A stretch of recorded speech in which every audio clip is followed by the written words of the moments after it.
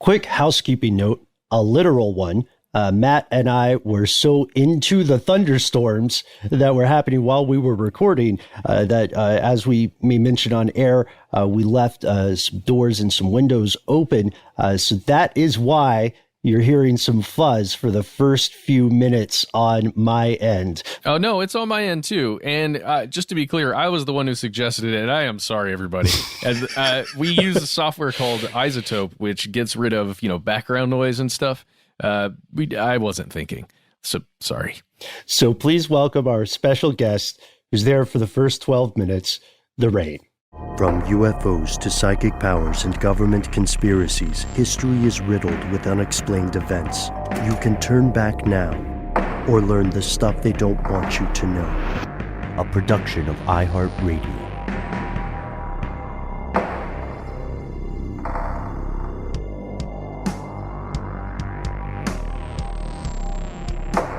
Hello, welcome back to the show. My name is Matt. Noel is on an adventure, but he'll be back very soon. They call me Ben. We're joined as always with our super producer, Paul Mission Control Deckens. Most importantly, you are here, and that makes this the stuff they don't want you to know. Matt, it is, let's paint a little bit of a audio picture here. It is a wonderfully stormy, dark afternoon here in our fair metropolis of Atlanta. You and I have survived a tornado to come to record today. Oh yeah, man. We fought through that tornado. I had my shield. It was a bastard sword. It was a little large to wield for one hand, but we fought through it. No, but we really are. We were under a tornado warning as of just a little while ago, and it is still storming like mad out here. And be forewarned, you may hear the sounds of said storm in this recording, as well as my dog Penny as she hyperventilates below my chair. Yes, and we've both got little parts of our recording areas open so that you can get the full ambiance of what happened. And it is true, Matt, when I say we survived the storm, it's kind of like how when people are in the same room as a celebrity, they say they met them. You know what I mean? So we could say we were in the same sort of room as a tornado, but luckily, to our knowledge, there hasn't been a ton of serious destruction yet. We'll see what happens at the end of this episode, because just like us in Atlanta today, you might be surprised by how many people and how many places in the world are very close to destruction, utter destruction. And it's something that is existential. It's dreadful. We don't talk about it all the time because it is scary stuff, and it should be. In an earlier episode, though, Matt, we talked about a guy named A.Q. Khan, who is one of the most influential individuals in the recent history of nuclear warfare. He is the guy who was terrified that India would be able to take over his adoptive country of Pakistan when they gained nuclear ability. So he began a one-man mission to give Pakistan the bomb, and then somewhere along the way, he experienced mission creep and started selling nuclear tech to the highest bidder. He cast a shadow that's going to be with us long after many of the folks listening to this recording today have passed away. It's just true. And when we talked about that, we talked about what we called an often invisible war that countries wage on one another to prevent other countries from getting nuclear weapons. And the long story short is it's very much a do as I say, not as I do kind of deal. It's very much some rules for thee, some rules for me. I'm loving this thunder. Nations that have nuclear weapons in general do not want other countries to have them. Even if they're quote unquote friends, I guarantee you they will do anything within their power to prevent other countries from having this world-ending ability. And so if you're a country that unfortunately does not have a nuke, you're going to feel threatened by these nuclear-capable adversaries, And if you're a rational actor, which we always assume, then you are going to conspire to get some kind of safety, whether that's working in secret to make your own bomb, or whether that is buddying up as much as you can with an ally that already has nuclear capability. You got to do something. And today's story is about a little known example of the lengths countries go to in this invisible war. So we hope that you have had a chance to check out our earlier episode on AQ Con. And it's pretty good. The main criticism we get is there's a lack of Matt Frederick, which I agree with on that one. Have you seen the hate mail? I've not, but as a listener of that episode, I did not feel a lack of Matt Frederick. It was really good, and the back and forth was perfect. It kept me engaged. So, hey, I loved that episode.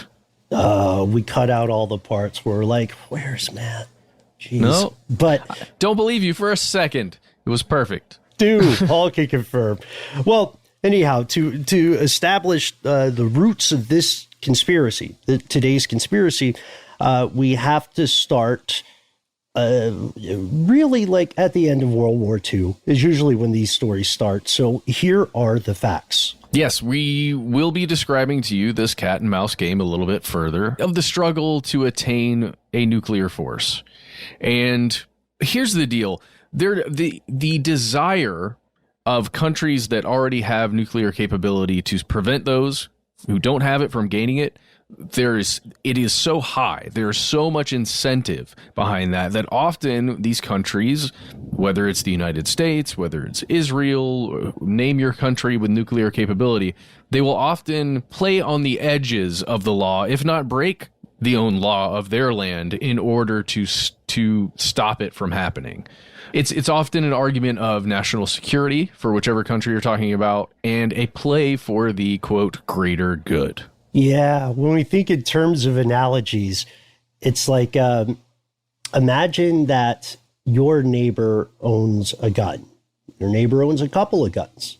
And you think, well, I get along okay with my neighbor. We're not celebrating each other's birthdays or whatever, but we say hi if we both happen to get the mail at the same time. Still, I would kind of like a gun too. And in the US, where guns are pretty easy to get, that's a very simple series of steps. But imagine if you were in a situation where your neighbor said, nah, I don't know, bro. I've got a gun, so we're pretty much fine. And I should, if there's a problem, just come to me, man. Don't do something crazy like try to buy a gun, because I might have to show up to your house. Yeah, and especially don't make a gun. Like if you're going to construct a gun from some steel and other parts you've got, maybe some black powder you've got, we're going to have a real problem. Oh, and spoiler alert, Matt, making guns at home comes up in an episode down the line that we're going to delve into later. Today for us, but in a few days for everyone listening. Because of the magic timey-wimey stuff about podcasting, you're absolutely right, dude. There is a pattern at play. And it's a pattern that a lot of people pay attention to because some countries that were on the path toward creating nuclear weapons, although they might never say they're creating nuclear weapons, they later made international agreements to stop pursuing nuclear tech at all. And in return, they were obliterated. Libya is a great example of this, a horrific example of what happens. And of course, as we said previously, the main Western reason for the Libyan intervention was not human rights related at all. France wanted to maintain control of the regional currency. It is a conspiracy. It's not a conspiracy theory. Do check it out if you are thinking, I wonder if I could be more depressed today. I was recently visiting with some in-laws, one of whom he was in various intelligence fields. One of them dealt directly with Libya, where he had a need to know on a lot of stuff occurring there. And we had a whole discussion about Libya. And what you just said, Ben, very much holds up from personal experience of somebody I spoke with. Yeah, it's Better to know the truth, even when it's ugly. Do not mistake this as a defense of Muammar Gaddafi. It most certainly is not. I just feel like when we talk about the billions of dollars spent and the millions of lives irreparably affected, we should be honest about why it happened. So with the nukes, let's say you're the ruler of North Korea, right? You're the Ayatollah of Iran.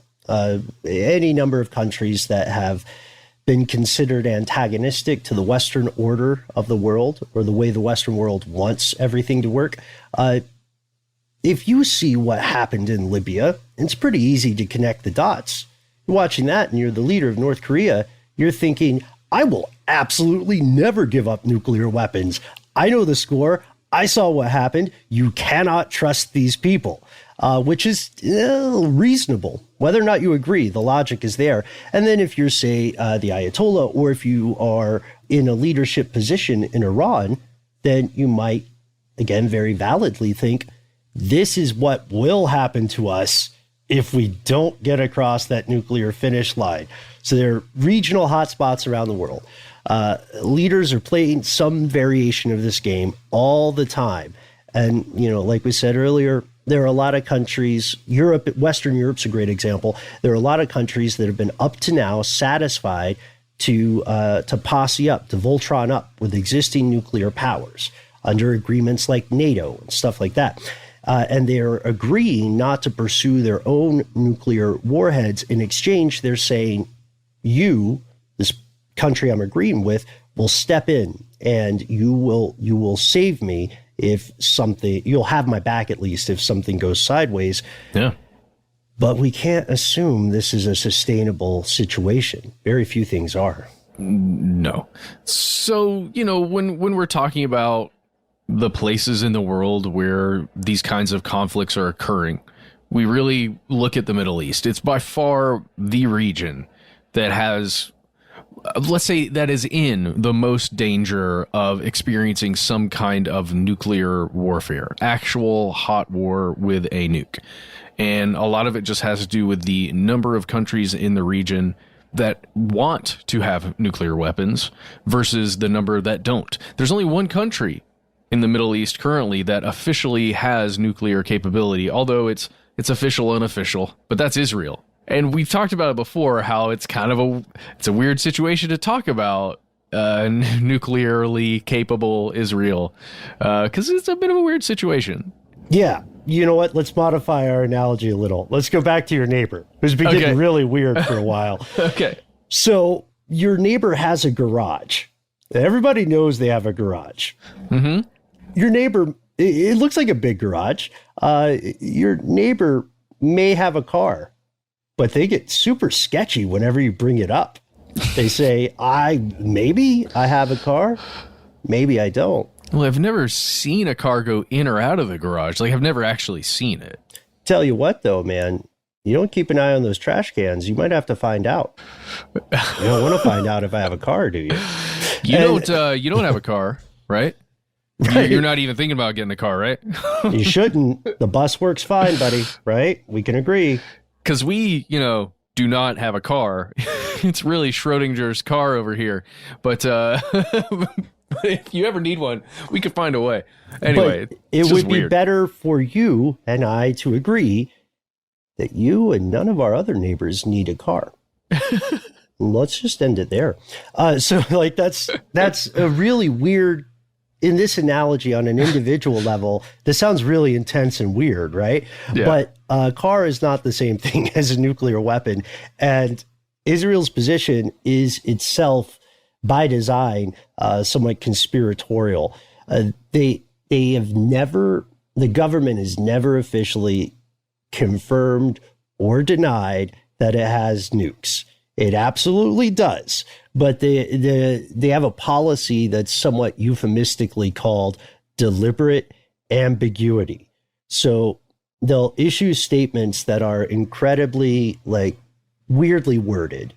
Like the closest the official government has come to admitting this is saying stuff like, Israel will not be the first country to introduce nuclear weapons to the Middle East. And that statement hinges on the word introduce. introduce, I think, means use. So so you can see how it's weird, and also, compounded by the fact that over the years, various leaders of this country have essentially said, yeah, we have nuclear weapons, but that's just them speaking in elusive political tones. The other piece of the puzzle here, if we're going to Pepe Sylvia this a bit, is that Israel has also refused to sign the Treaty on the Non-Proliferation of Nuclear Weapons, meaning they're saying, look, we're not saying we do or we don't have them, but it wouldn't be good for our national security if we signed you guys' agreement. So I'm not saying there's a car in the garage. I'm just saying I feel like I'm not in a good spot where I would sign something saying that I'm not going to have as many cars as I mean, who's to say I may not want or need a car at some point? We have this garage. I think we're just gonna stay for a while, and maybe we'll take action later. That's kind of what's happening, because it really is. It's kind of silly. And look, I can't confirm this personally, but it is kind of just an open secret / just everybody is aware that Israel does have nuclear capability. It's more of a question of how powerful are the individual warheads? How many of those warheads do they actually have? How many are deployable, like readily deployable? How many are just sitting somewhere in a garage or just large military facility? I don't know. It's a weird situation. It is. And it's something that's understandable because secrecy, for two reasons. First, secrecy is key to a lot of operations like this because it also allows for plausible deniability. But then secondly, there may be a bit of a long-term greater good argument, because as we'll see, for that country in that part of the world to go official with this could very likely set off or exacerbate the nuclear arms race, because being able to lie to yourself and say, oh, there's nothing official, that's a very easy and somewhat stable position to take. But I love that you use the word silly. Matt, this is one of the silliest open secrets in the region, if not the world. Sure. Okay, sure. You have a garage and don't have a car. Fine. Whatever. Just don't drive into my house. And the reason they're doing this is because when you think about it, you remember that game Jenga? Did you ever play Jenga? Yeah, dude. There's a great version of it. It's like the human-sized Jenga. Yeah. It stacks up above your head or right at your head. Love it. I've never played that one, but I've seen it. I think we were on a work trip or something. And then, yeah. Hella bougie bowling alley that had one. That's all I remember. That's true. Maybe we could go back and give it a try one day, and then just be super cool people and say this is like an analogy for nuclear weapons in the Middle East, because we're great at parties. We'll just put up a little sign next to it. Yes. And now it's performance art. We need a grant for this. So yeah, it's a good comparison, because the situation with nukes in the Middle East, well, the situation in the Middle East in general is like a carefully stacked, very precarious tower of radioactive Jenga pieces. Because some countries did, to one level or another, they got close to chasing nukes, only to have foreign intervention arrive in a very brutal way. Because Iraq, for instance, was definitely trying to get nuclear capability, and may have done so if it weren't for the U.S. invasion. Other countries have done something a little trickier. They've placed specific conditions on their position in the nuclear game, and these may change in the very near future, actually. Yeah. A couple of countries to talk about here. Turkey has signaled it might be looking into getting some nuclear weapons, and it's specifically in response to some actions that are being put forth by the Biden administration. Hopefully that doesn't actually occur, but Turkey is at least saying it's possible, and Saudi Arabia just over and over and over has done the same, signaling that it will bring itself up to match any capability of any other group in the Middle East, or country or actor in the Middle East that has nuclear capability. So it's like, we will see you and call. We will call your whatever you're playing. That is interesting. I didn't even think about Saudi Arabia when we were discussing how Israel is the only nuclear capable actor. I genuinely don't know, but I always assumed Saudi Arabia was, or at least was close to it.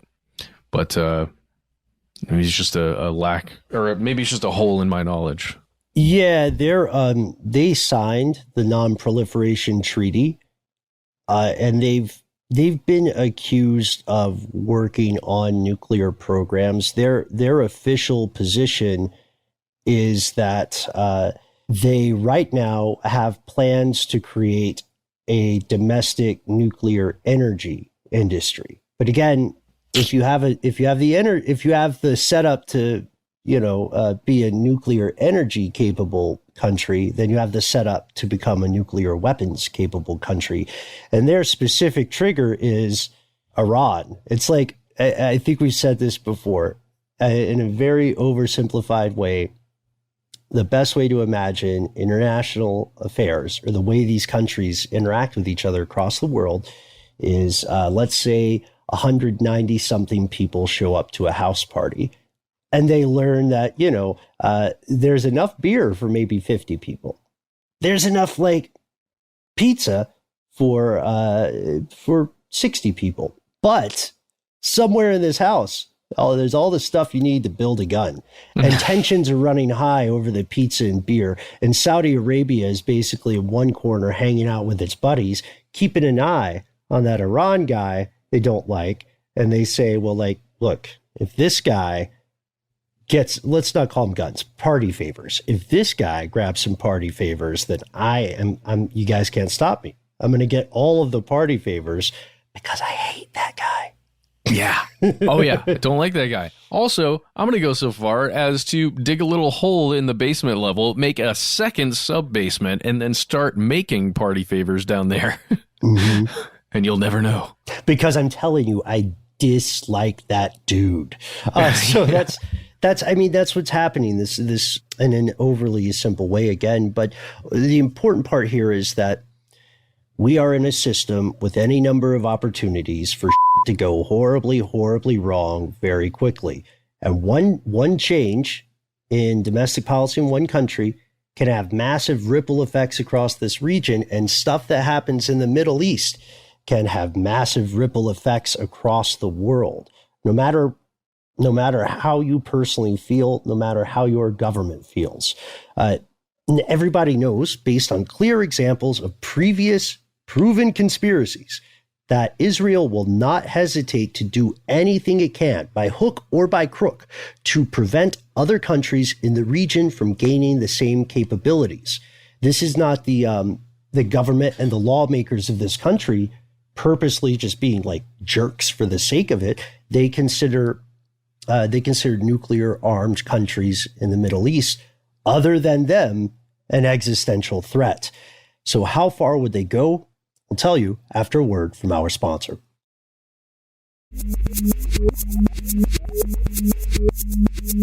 And we're back. And prepare yourselves, because we're going outside of the box in an operation that's titled the same way. Yeah, we are. So it's a bit of storytelling here. It's kind of exciting. So here we go. So on September 6th, 2007, imagine you're hanging out somewhere in Syria. Let's say it's just after midnight local time. The Israeli Air Force is thinking about Syria's growing possibility for nuclear ability. That was kind of weird. It's like the same word twice, but not really, because you added a thing to the beginning. Sorry. But Israel's thinking about doing something, physically doing something about this. And the way they're imagining going about it is going to get around some of the negotiations that are happening on an international level to prevent things from happening like this, to prevent attacks from happening, to prevent countries from developing nuclear capabilities. There's all kinds of discussion, dialogue. There's red tape from all of the associations that all of these countries have in the things like NATO, as you mentioned there, Ben. Oh, what do they call these things? These things that prevent you from doing something? Oh, laws. There are laws that are preventing this kind of action from occurring, but it doesn't matter. Israel says we're going to do something, and we have to do something. So they launch an airstrike on this one small little area in Syria. It was a suspected nuclear reactor in this place called the Al-Kibar site. Al-Kibar, Kibar. And this area, it was called the Cube. Okay, and it's really, can we call out the Haaretz article already just at the top of this, or maybe we could do that later? There is an article you can read if you want to get some of the storytelling of this and see the cube. It's called No Longer a Secret. Just type that in. I won't give you the whole thing. Just type in No Longer a Secret on Haaretz. Seeing the cube made a difference for me. Yeah. So to fill in a bit of the picture here, it's in the middle of nowhere. Mm-hmm. In the middle of nowhere, there's rubble around it. It looks kind of abandoned. It's a weird place for a factory to be. And officially, it's a factory. There doesn't seem to be a ton of traffic to or from the place. And where's all the infrastructure for, sending electricity or power, generation, and stuff like that? Mm-hmm. Very Tom Waits. What's he building in there? And this airstrike, what we're going to do is we're going to examine how the Israeli government came to its conclusions and why they also felt that a hot escalation was necessary, and why they also felt it was necessary to hide this from the public and never admit it for the better part of a decade. This a little bit of levity here, fellow conspiracy realists. It's something I don't know if we mention often enough, but this conspiracy started like many government conspiracies. You'd be surprised how many of them start this way. It all began because someone somewhere screwed up. That's it. Whoops. Yeah, it's not like some crazy Monty Burns master plan. It almost never is. Someone made a mistake, and then other people scrambled to fix that or address it. And then while trying to fix it, things just like got more and more wrong. It's like if you're moving if you're one of those people who, when you get groceries, you try to carry as many possible from the car, right? You want to like maximize your load or whatever. And then you I don't know, what do people eat, Matt? Mandarin oranges. Okay. So one like mandarin orange falls out of the bag. You've got both your hands full. You're like, oh, dang it. And you try to like wiggle your way down to pick up that orange, to fix that mistake. And then all sorts of other stuff starts falling out of the bag. And the next thing you've got like half of your junk out there on your driveway. And your neighbor drops by and is like, just to be clear, I never said whether or not I have a car. And you're like, now is not the time, Neil. Yeah. Or whatever. And Neil's like, why'd you put your junk on the driveway? I thought we were just talking about groceries. Yes. Well, Neil is asking the real questions in this scenario. So it's true, though, like a lot of times it might surprise people, I think, because in the world of fiction, conspiracies are often presented as escalations on the part of a very powerful, very competent group. And that is not always the case. The people at the top are human beings too, for the most part. So yeah, sometimes there's a mastermind. Sometimes. Not always. Well, there are a ton of people who want to be masterminds. You know what I mean? But there are very few actual effective ones. And they're not all good either, by the way.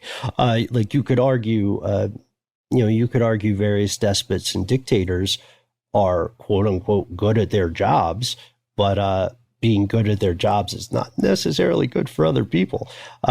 Cheney. Okay. All right. Well, let's move on. All right. Yeah, you're right. Let's talk about this cube. It's a big, wait for it, cubicle building that was at the time, it was still under construction in the middle of the desert. It has an area of more than 17,200 square feet, so it's really, really big. It's close to 66 feet high. Here's how this got to this point. The Israeli defense establishment had been paying attention to this mysterious factory-looking structure since at least the end of 2006. If you think the nickname the Cube is sort of uncreative, well, that falls on them. They coined the term. That's fine. They're the defense establishment, not the nickname squad. So hey, I kind of dig it because it reminds me of the film series, The Cube. The Cube. I was thinking of that too. What is the point of that? What's like the ultimate? What was the motivation for sticking those folks in the Cube?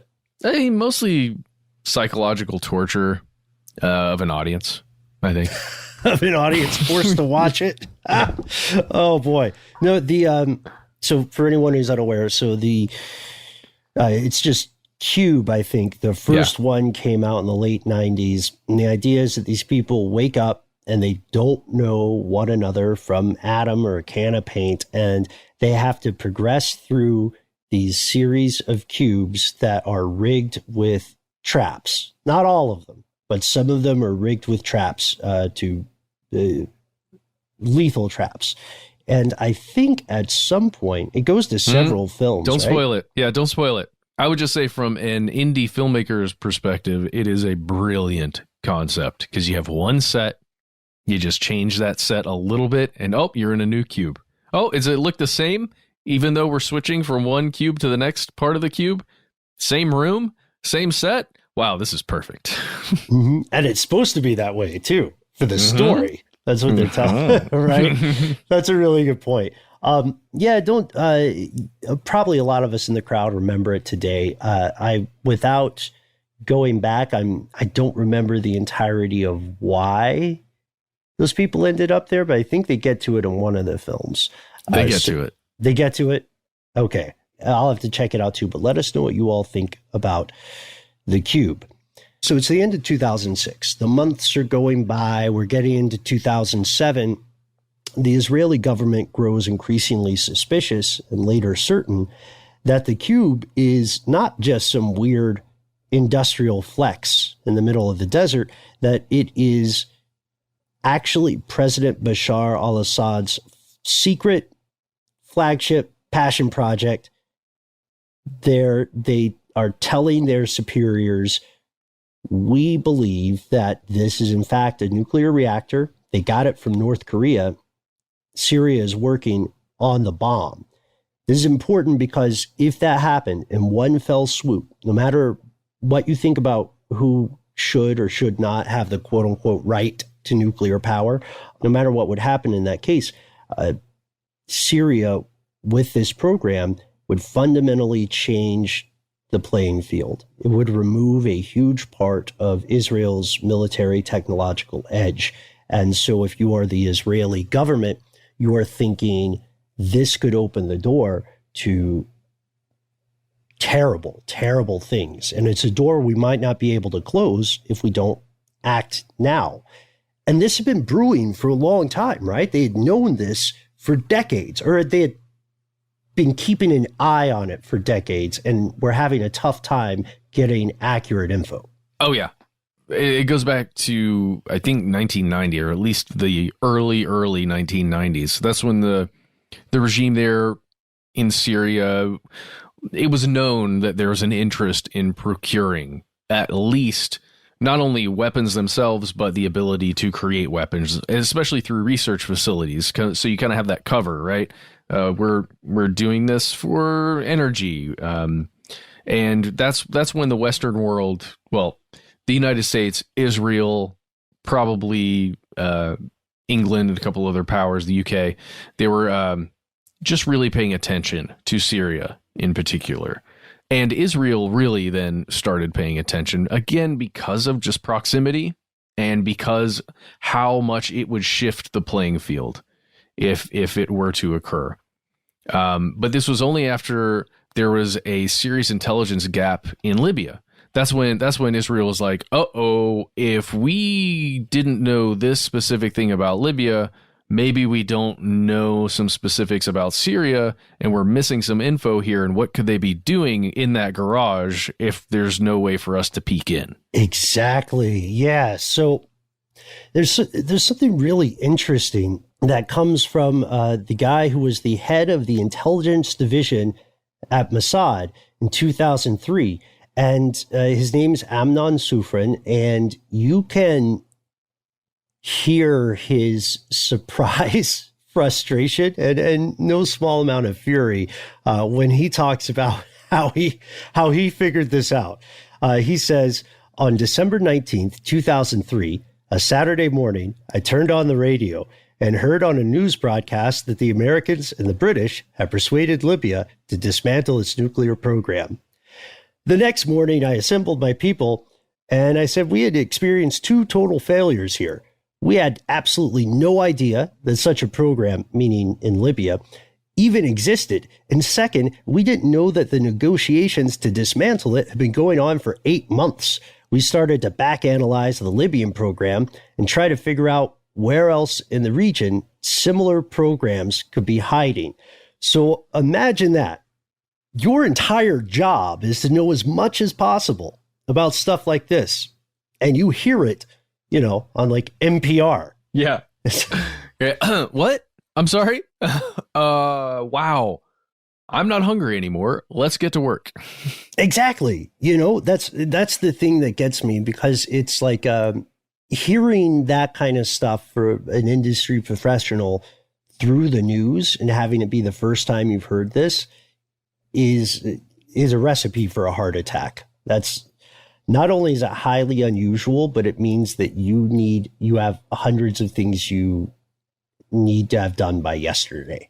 And we're going to take a pause for a word from our sponsor and return to explore a little bit more about what Sufrin did once he realized he had been scooped by CNN. That's crazy.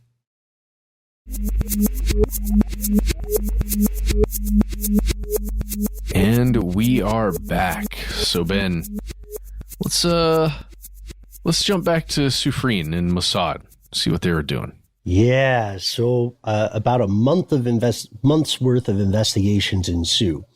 Sufrin and the research teams over at Mossad say, okay, Libya surprised us in a way that we did not care for. And it looks like the problem is much closer to home than we imagined. Syria at some point has entered the race to build the bomb.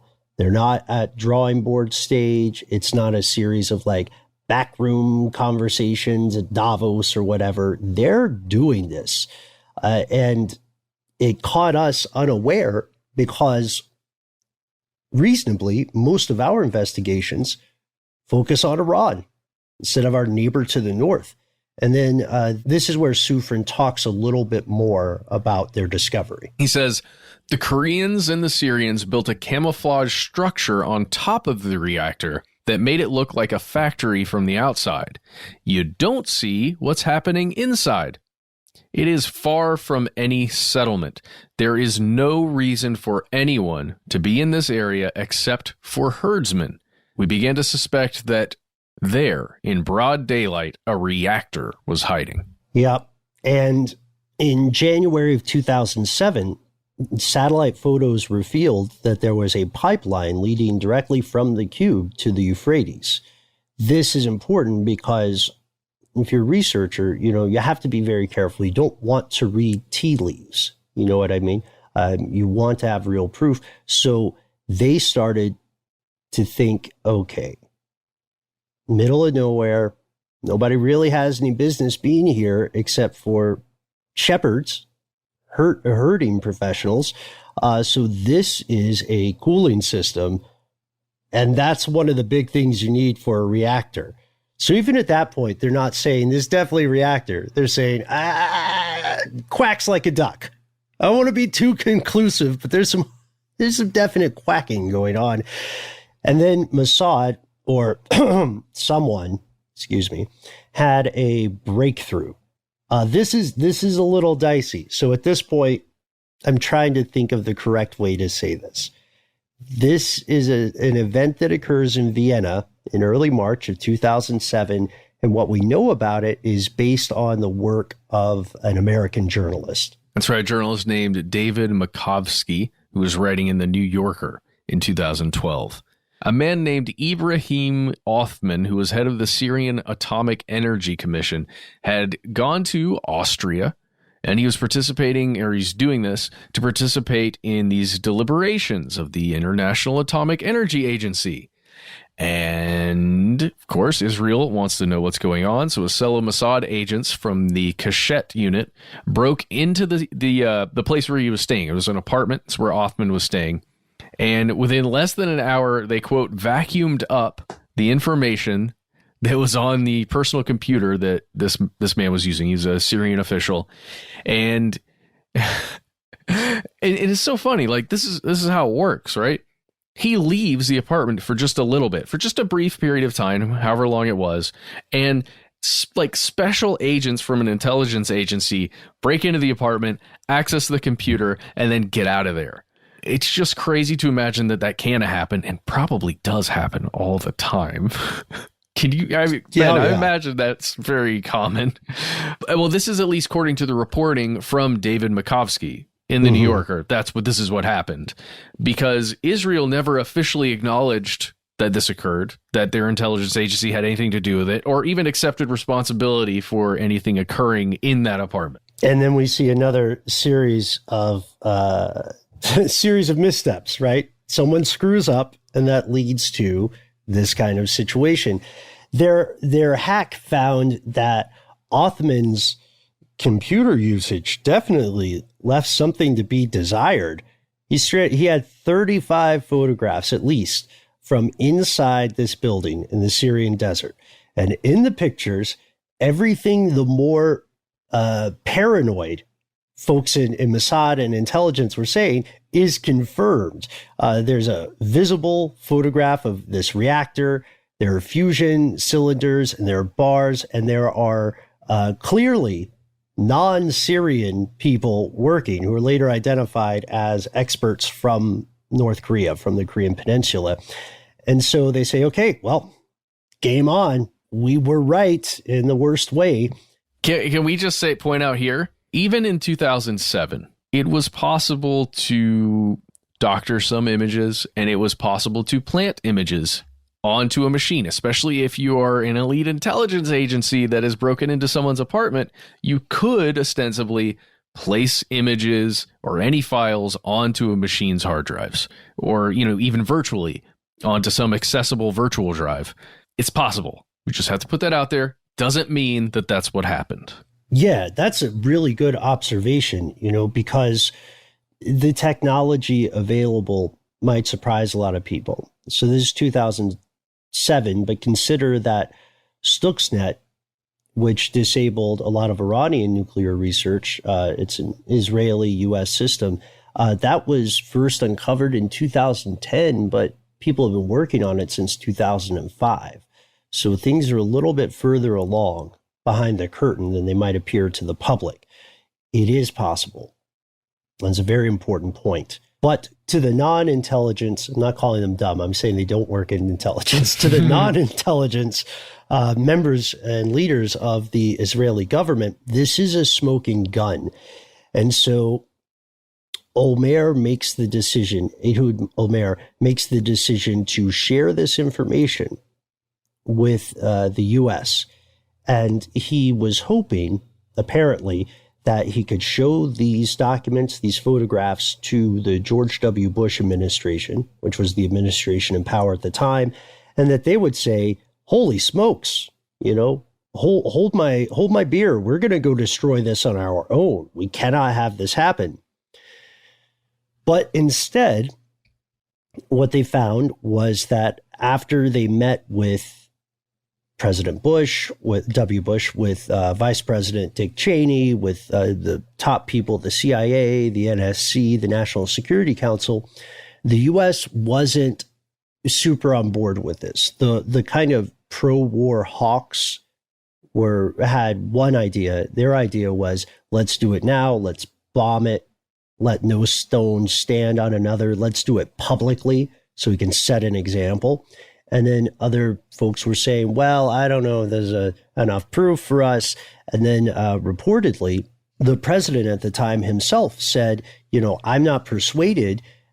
We need a lot more than this to justify taking unilateral action on a sovereign state, because that's what we would be doing. We can tell the rest of the world whatever we want, but the fact of the matter is we would just be deciding to fly over there and bomb something. And that's usually, there are channels for that, right? There are international mechanisms and other steps. But this is the ticking time bomb argument. It is the ticking time bomb argument. And we have to keep in mind that the Bush administration and American intelligence agencies had learned a lot of, well, maybe they hadn't learned a lot of hard lessons. They'd gone through a lot of trials and tribulations because of actions they had taken in the Middle East over the past, 4 or 5 years prior to that, just in, the invasion of Iraq and Afghanistan and some of the other actions that were taken. Right. Like, for instance, the big badger in the bag here is the false reports of WMDs. Or, according to some listeners, some of you have written in that fully believe, especially some of you who are deployed, believe that WMDs were found and they were just hidden from the public for some reason. It's a murky world in some of the discoveries or things that didn't exist out there in Iraq. I still wonder about that story about that pallet of $1 billion in cash. It's just gone somewhere. That one pallet, all them pallets, man. I'm telling you. I know. Weird stuff. We're never in the right time at the right place for those kind of giveaways. It's just, do you ever think about that? I don't know. Well, just make sure there's lots and lots of natural resources directly beneath your feet, and they may just fall from the sky. I really should have checked the lithium content of that property but they were not unified. The U.S. government, its leaders were not unified on what action should occur. So apparently, after the last attempt at a pitch didn't work, Omer told the U.S. president, look, if you don't do it, we will. And what was George Bush's reply? This is so weird. Well, a man's got to do what a man's got to do. Which is what? I get it. And trust me, I get it. There's a cube out in the desert. Bomb it. I get it. Take it out. He's saying, the U.S. is not leading this. Yes. So a man's got to do what a man's got to do is a weird answer. Shout out to Dr. Horrible. If you guys remember that one. Do you remember Dr. Horrible? The sing-along blog, I think? Yes. Yeah. It's so good. Still holds up. Anyway, this all leads... I just want to make sure I was speaking as that came in so we can really get the full brunt of that thunderstrike. Okay. Oh, yeah. So we...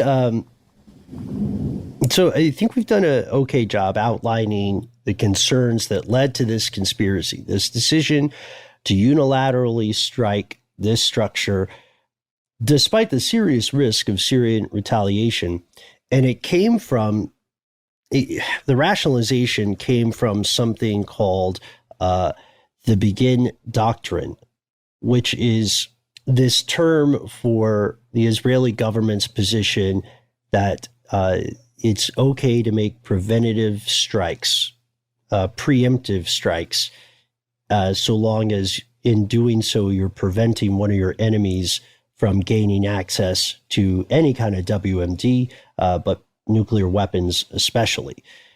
And they had already done stuff supported by this doctrine earlier in Iraq. Operation Opera, Operation Outside the Box is another iteration of this. But Operation Opera got a lot of bad press.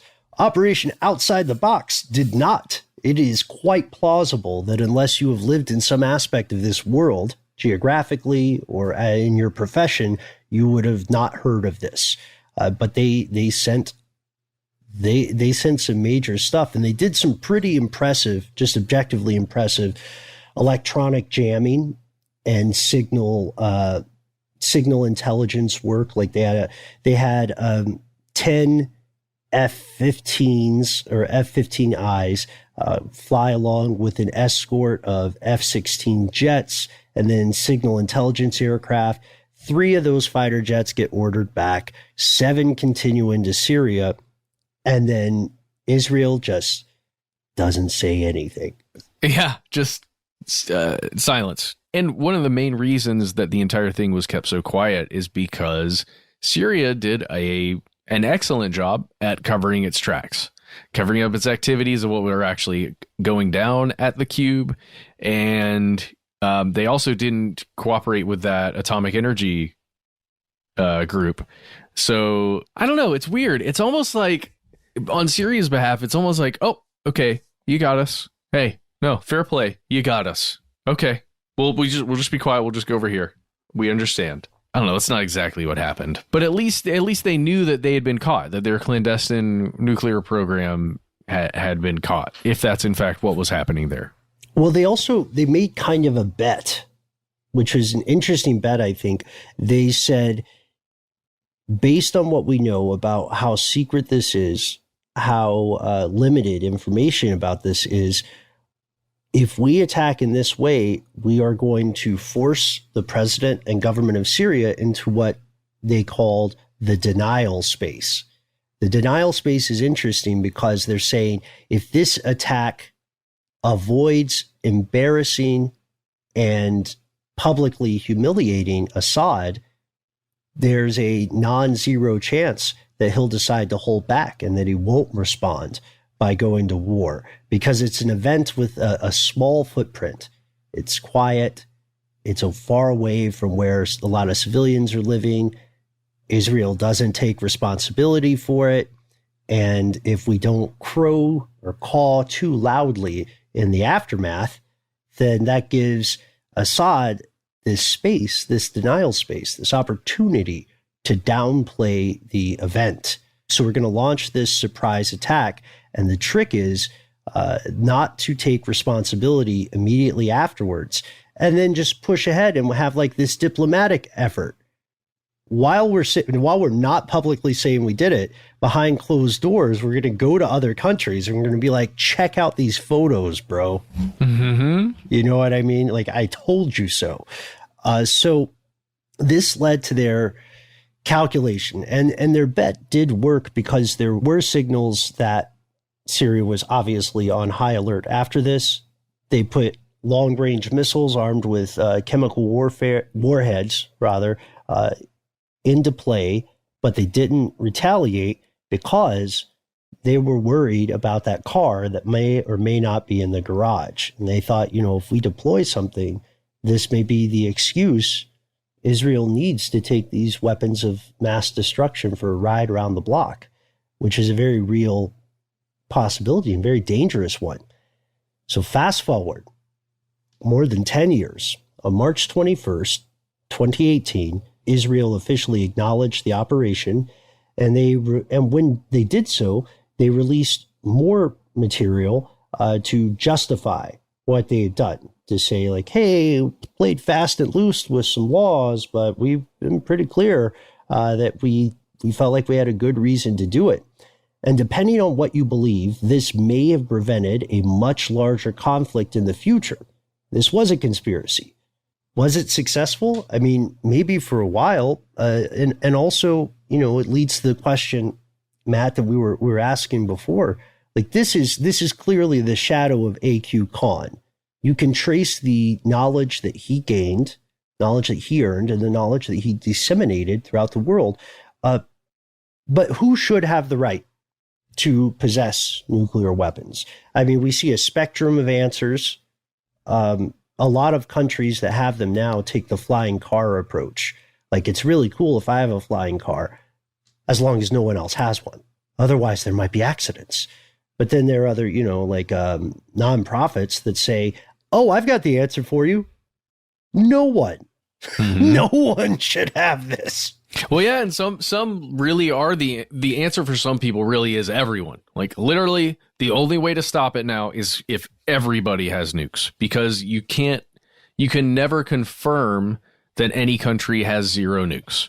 It would be very difficult to fully confirm that any one country, no matter what their capabilities outside of nuclear weapons, to confirm that they don't have them. Right. Yeah, that's the problem. It's tough to prove that it's not around. And if you think about it logically, the fewer countries that have nuclear weapons, the more valuable they become.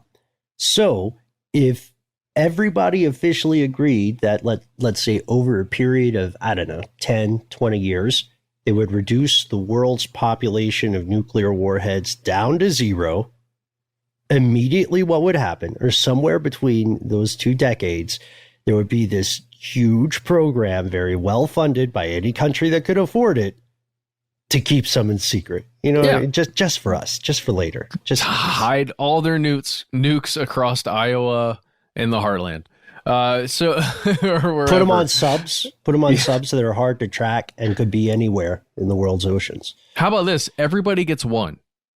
Everybody gets just the one. You have to bring enough for class, folks. That's a question, and it's a tough question to answer. You can make the argument, as you've stated before, that there are some groups that might be better suited to have them and not do destructive things, but nuclear weapons are designed to do destructive things. They don't detonate and produce flowers, honestly. They produce arguably one mushroom, and it's a deadly one. But this is an idea the world still quarrels with, and the conversation is very much led and run by the countries that are currently nuclear powers. And those countries are at a standoff that's been going on for a long time.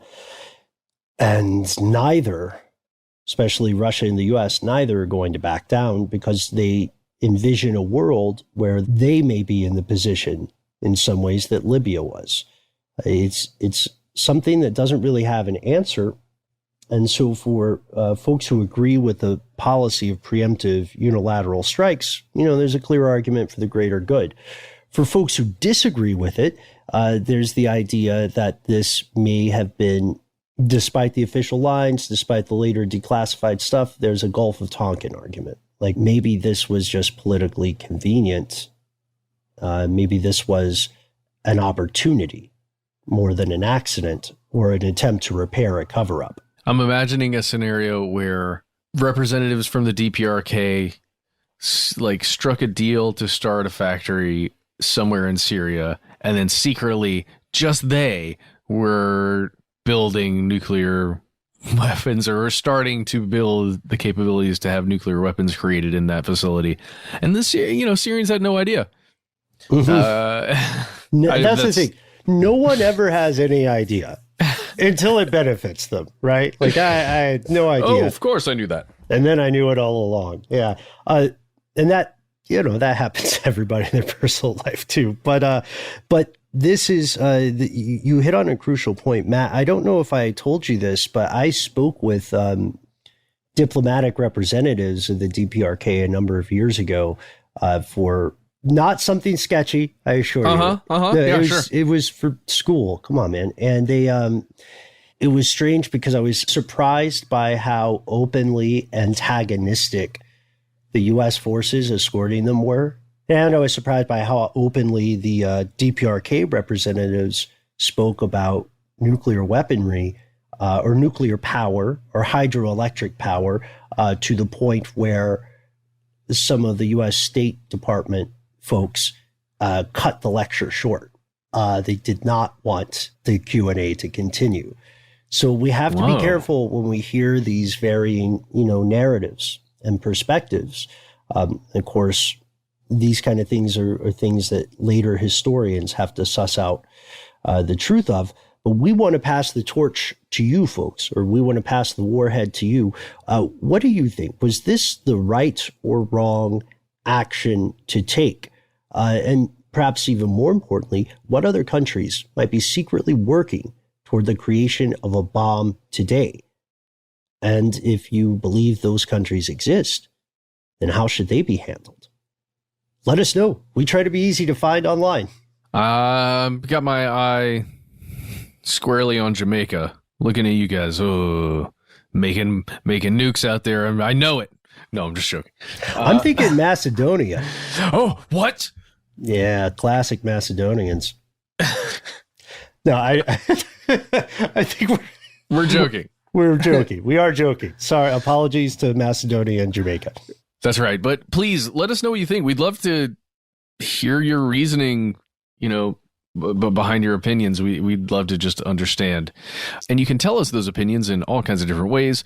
You can find us on social media, where we are Conspiracy Stuff on Twitter and Facebook. We are Conspiracy Stuff Show on Instagram. If you don't want to do those things, hey, you can tell us how you feel in a review on iTunes. Hey, leave a positive one. That'd be amazing. Leave a negative one. Wouldn't be so amazing, but we'd appreciate it No, we wouldn't appreciate it. You know what? Just be nice if you can. And if you don't particularly enjoy sipping the social meds, if you're a person who doesn't feel called to review things, but you have a story to share, we'd still love to hear it. You can call us directly on our phone number. We are 1-833-STDWYTK. 3 minutes. Those 3 minutes are yours. Give yourself a cool nickname. Let us know if we can use your voice and or story on the air. And then tell us what's on your mind. Most importantly, if you have something to relate that needs more than 3 minutes, do not censor yourself. Don't feel like you have to just give bullet points. You can tell us the story in full. You can send us a message. We read every single message we get. How do I send you that message, you're asking? Well, the answer is simple.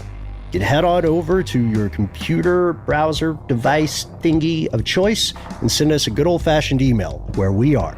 conspiracy@iHeartRadio.com.